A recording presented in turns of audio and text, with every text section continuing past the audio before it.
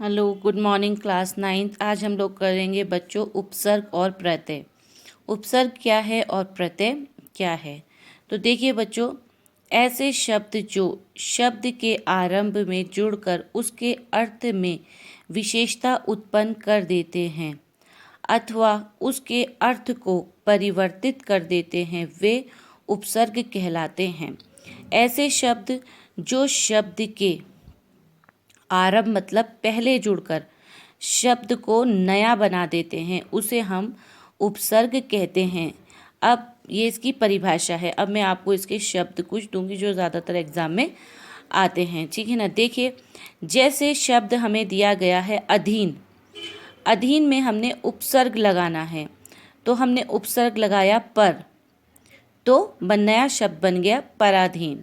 इसी तरीके से देखिए, धर्म दिया गया है हमें, हमने इसमें उपसर्ग जोड़ा अ, तो बन गया अधर्म, नया शब्द। शब्द है आपके पास जन्म, जन्म के आगे हमने आ जोड़ दिया, तो आजन्म। ये सब उपसर्ग हैं और ये हमारे शब्द हैं।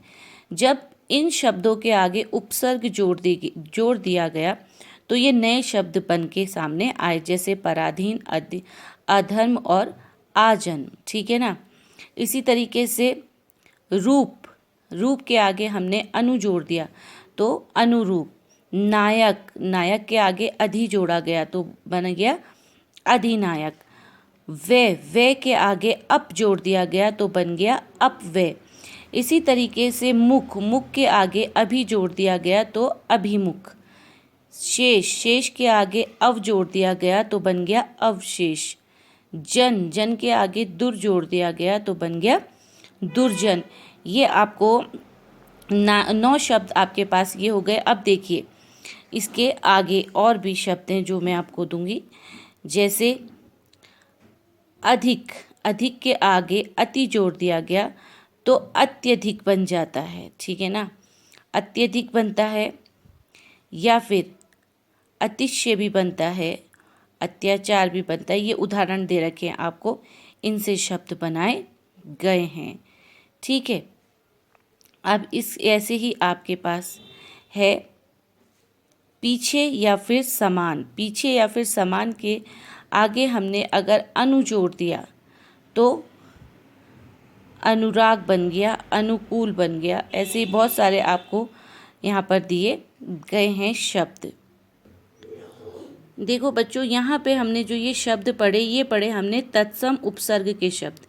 इसलिए इसमें अधिक पे अत्यधिक नहीं बनाकर अतिशय बना, मतलब कुछ और शब्द बन जाता है, ये क्योंकि संस्कृत के शब्द यहाँ पर इस्तेमाल किए गए हैं।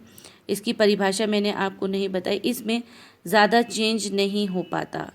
जब उपसर्ग में संस्कृत के शब्द दे दिए जाते हैं तो उससे दूसरा शब्द बनाना, ये अर्थ बताता है, मीनिंग बताता है। जैसे यहाँ पे उसने मीनिंग बताया अनु का, अनु के साथ शब्द जोड़ने का मीनिंग बताया, यहाँ पे अति के साथ जोड़ने का बताया है। यहाँ पे कंफ्यूज मत हो जाना, क्योंकि यहाँ पे सीधे सीधे शब्द बन गए और यहाँ पे इसके अर्थ दिए गए हैं। अति, अति का अधिक अर्थ है, इसलिए यहाँ पे बना अतिशय।